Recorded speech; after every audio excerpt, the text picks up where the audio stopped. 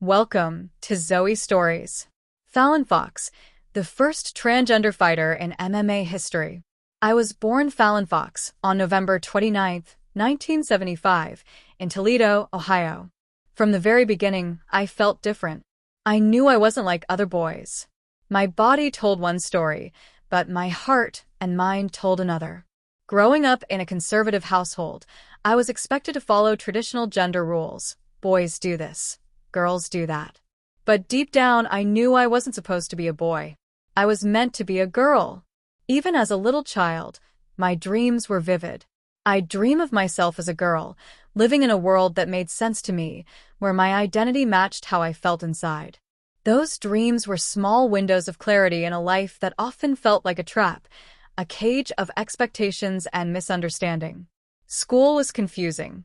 Friends and family didn't understand why I didn't fit in, why I gravitated toward things that didn't match my male body. I spent hours just trying to make sense of myself, asking questions that had no easy answers. Why did my body feel wrong? Why did I feel so strongly that I was meant to live as a girl? These questions haunted me daily. As I grew older, the internal conflict intensified. Puberty hit, and with it came all the changes my body was going through, changes that made me feel even more trapped in someone else's skin. Every mirror was a reminder that the person staring back at me was not who I truly was. And yet, the more I questioned, the more I began to understand myself. By the time I reached my teenage years, I realized that this wasn't a phase. I wasn't imagining it. This was me, the real me. And if I wanted to live a life that felt authentic, I would eventually have to embrace it fully. Even then, the road ahead was terrifying. I had no idea how people would react. Would my friends accept me? Would my family? Could I pursue my dreams without hiding who I really was?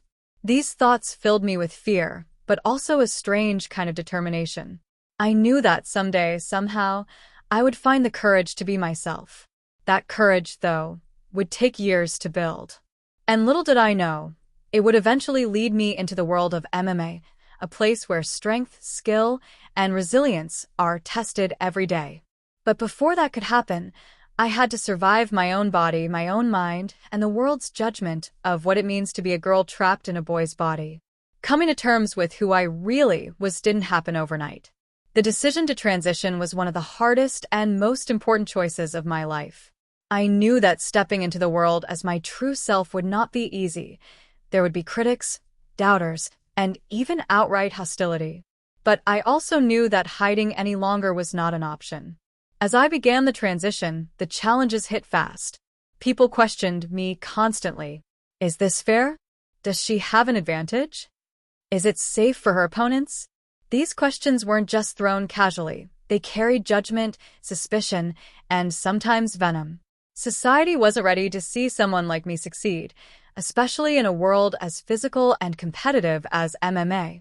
Acceptance was rare. Even in sports communities, people often misunderstand transgender athletes. Some saw me as a threat, a curiosity, or simply someone who didn't belong. Disclosure was another challenge. I had to decide carefully when and how to tell people about my transgender identity. It's a delicate, personal decision, one that can carry enormous emotional weight. In 2013, a journalist exposed my secret publicly, and that sudden attention brought a wave of scrutiny I wasn't fully prepared for. The pressure was immense. Suddenly, everyone had an opinion about me, my body, my skill, my right to fight. Medical approval was another mountain to climb. Every athletic commission, every regulation, every guideline felt like a new obstacle. People wanted proof that I was eligible, proof that I wasn't gaining an unfair advantage, proof that I could compete safely. The process was exhausting, both physically and mentally. I fought not just in the cage, but through paperwork, tests, and regulations that seemed designed to slow me down. Despite all the doubts and criticisms, I kept reminding myself why I started this journey. This wasn't just about me. It was about showing the world that transgender athletes are capable, talented, and deserving of their place. Every skeptical glance, every whispered doubt, fueled my determination rather than breaking it. I knew that stepping into the octagon would not just test my skills, but also my identity, my courage, and my resilience. And though I didn't yet realize it, my story would go beyond fighting. It would become a symbol for countless others who dared to dream of being themselves in a world that often refuses to accept them. 2012 was the year my journey as a professional MMA fighter truly began. After years of training, self-discovery, and building my skills, I stepped into the cage ready to prove not just my strength, but my right to exist as who I was. The world would watch, judge, and criticize, but I was determined to fight on my own terms. My first professional fight was against Erica Newsom. I remember the adrenaline, the tension, and the fire burning inside me. I wasn't just fighting for victory. I was fighting for validation, for respect, and for every transgender athlete who had ever been doubted. In just 39 seconds, I secured a knockout, a statement that my skills were real, my commitment unwavering, and my presence undeniable. That victory was just the beginning. I continued to compete fiercely, moving into the Invictive Fighting Championships, where I faced some of the toughest fighters in my division. Each match tested not only my physical abilities, but also my mental resilience. Every punch, every hold, every strategy had to be perfect. I had to fight doubters both inside and outside the cage. One of the most memorable fights was against Alana Jones in 2013. I secured a quick submission, showcasing my adaptability and technical skill. Then, in 2014, I faced Tamika Brents in a much-anticipated match and earned a TKO in the first round. Each victory was a reminder that I wasn't just surviving, I was excelling. Despite being labeled a controversial figure by some, my record spoke for itself. 6 victories, only 1 defeat. I became the first openly transgender athlete to compete at the top level of MMA, breaking barriers and setting new standards for what was possible. But the cage was more than just a stage for my talent. It was where I reclaimed my identity, where I demonstrated that transgender athletes could compete at the highest level, and where I inspired others to challenge societal limitations. Every fight wasn't just about winning, it was about visibility, representation, and making a statement that talent and dedication outweigh prejudice and fear. Being a trailblazer came with responsibility. Every move I made, every fight I entered, was being watched not just by fans and critics, but by a community that needed someone to lead the way. I wasn't just fighting opponents. I was fighting misconceptions, stereotypes, and the doubt that society cast upon people like me. Through victories and challenges alike, I learned that success in MMA wasn't only measured in wins or losses. It was measured in courage, resilience, and the ability to pave a path for those who would follow. My career had become more than a personal journey. It had become a symbol of hope, strength, and representation for transgender and LGBTQ athletes everywhere. Stepping into the UFC and becoming the first openly transgender athlete wasn't just about competing in fights. It came with a weight that few could understand. Every punch I threw, every match I won or lost, was being scrutinized, not just for my skill, but for what it represented. I wasn't just fighting for myself anymore. I was representing an entire community. The responsibility was enormous. I knew my performance could either open doors or reinforce stereotypes about transgender athletes. Every victory became a symbol of possibility, and every mistake was magnified by critics who wanted to prove that I didn't belong. It was exhausting, both physically and emotionally, but I refused to let it define me. Beyond the cage, I realized I had a platform, and I had to use it. I began educating the public and the sports community about the challenges transgender athletes face. I spoke about the struggles of acceptance, the unfair judgments, and the hurdles in medical approval and regulations. I wanted people to see that talent, skill, and determination are not defined by gender assigned at birth. My journey became about advocacy, visibility, and inspiring others. Young transgender and LGBTQ athletes could look at my story and see hope, a possibility that they too could pursue their dreams, even in spaces that weren't always welcoming. I wanted them to know that it's okay to be themselves, to fight for what they love, and to challenge societal expectations. Even after retiring from professional MMA, my mission didn't end. I continue to speak at conferences, participate in discussions, and advocate for equality in sports. Representation matters. Visibility matters. And by sharing my story, I hope to create a world where future athletes don't have to face the same battles I did. I am proud to stand alongside other LGBTQ and crossdresser athletes who broke barriers in their sports. Caitlyn Jenner, Jason Collins, Robbie Rogers, Megan Rapinoe, Chris Mosier. They all challenged expectations and redefined what is possible. Together, our stories form a larger movement, one that continues to push society toward acceptance, understanding, and equality. Looking back, I see my journey not just as a career in MMA, but as a path of courage, resilience, and transformation. I hope my story inspires others to embrace their identities, fight for their dreams, and never let society's doubts define them. Because being true to yourself is the most powerful victory anyone can achieve. Stepping into professional MMA wasn't just about the fights. I quickly realized that the cage wasn't the only place I was being judged.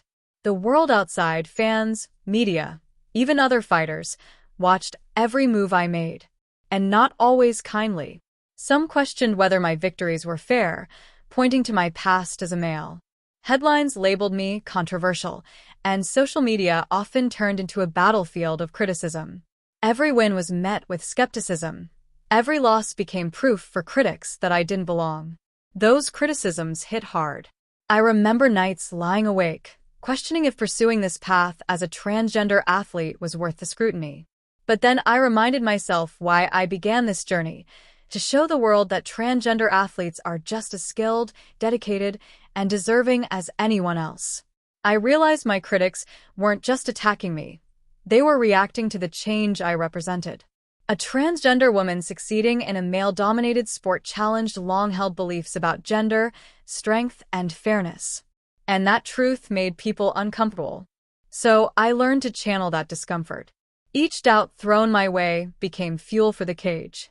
I couldn't control what people thought, but I could control how I fought and how I represented my community. Every punch, every takedown, every victory was a statement. I belonged here, and I wasn't going anywhere. Step by step, fight by fight, I began proving myself, not just as Fallon Fox the transgender athlete, but as Fallon Fox the fighter. Making history in the UFC wasn't just about personal achievement. It was about representation, visibility, and breaking barriers that had existed for decades. Every fight was more than a contest of strength. It was a statement. Each victory showed that transgender athletes could compete at the highest level, fairly and fiercely. My win against Erica Newsom, a knockout in just 39 seconds, was my first real declaration to the world. I was here to fight, and I was ready. Then came Invicta Fighting Championships. Facing tough opponents like Alana Jones, where I secured a quick submission, or Tamika Brents, where I earned a TKO in the first round, I realized my skills spoke louder than any criticism. My record, 6 wins and only 1 defeat, was proof that I wasn't defined by my gender history but by my dedication, technique, and resilience. But making history came with its pressures. Every fight I entered was watched not just for performance, but for the message it sent. Could I represent the transgender community positively? Would my success open doors for others? Or would society use me to reinforce doubts? Being the first openly transgender athlete in UFC meant I wasn't just fighting for myself anymore. Every punch, every round, and every victory carried the hopes of countless other athletes who had been told they didn't belong. I learned that being a pioneer is a lonely path, but it's also one that shapes the future. Every time I stepped into the octagon, I reminded myself that my fights were bigger than wins or losses. They were about courage, representation, and breaking the stereotypes that society tried to impose. And with each victory, I realized that I wasn't just writing my own history, I was helping to rewrite the rules for generations to come. MMA gave me fame, but it also gave me a platform. And I knew I had a responsibility to use it. The cage was one thing, but the world outside, the conversations, the policies, the prejudices, needed to be challenged just as fiercely. I began speaking openly about the struggles of transgender athletes. the regulations, the misunderstandings, the judgment, and the emotional toll of being constantly scrutinized. I wanted people to understand that being transgender doesn't reduce your talent, your skill, or your right to compete. I wanted the world to see that visibility matters. Representation became my mission. Young transgender and LGBTQ athletes could look at my story and see hope. They could see that it's possible to pursue dreams, even when society doesn't always make it easy. I wanted them to know that being true to yourself is not a weakness, it's strength. Over time, I met amazing athletes who were also breaking barriers. People like Caitlyn Jenner, Jason Collins, Megan Rapinoe, and Chris Mosier. Each of them, in their own way, was challenging expectations, showing the world that identity and talent go hand in hand. Being part of that movement, sharing experiences, and learning from each other reinforced my belief that visibility can create real change. Even after retiring from professional MMA, my mission didn't end. I continued to speak at conferences, take part in interviews, and advocate for equality in sports. I realized that every conversation, every story told, could open a door for someone else who might be struggling to find their place. Fighting inside the cage gave me victories, but fighting outside the cage gave me purpose. I became more than a fighter. I became a voice, a symbol, and a role model. And if my story could inspire even one person to embrace themselves and pursue their dreams, then every struggle, every criticism, and every obstacle I faced was worth it. Looking back on my journey, I see a life shaped by struggle, courage, and resilience. From a confused child dreaming of being a girl, to a young adult facing society's judgment, to a professional MMA fighter making history, the path was never easy. Every challenge I faced, every criticism I endured, strengthened my resolve to be myself and to fight for what I believed in. Being the first openly transgender athlete in the UFC wasn't just about me. It was about breaking barriers for those who came after me. I became a symbol for transgender and LGBTQ athletes everywhere, showing that talent, dedication, and perseverance can overcome prejudice. I learned that true victory isn't measured by medals, knockouts, or championships. True victory is staying true to yourself in a world that often tries to define who you should be.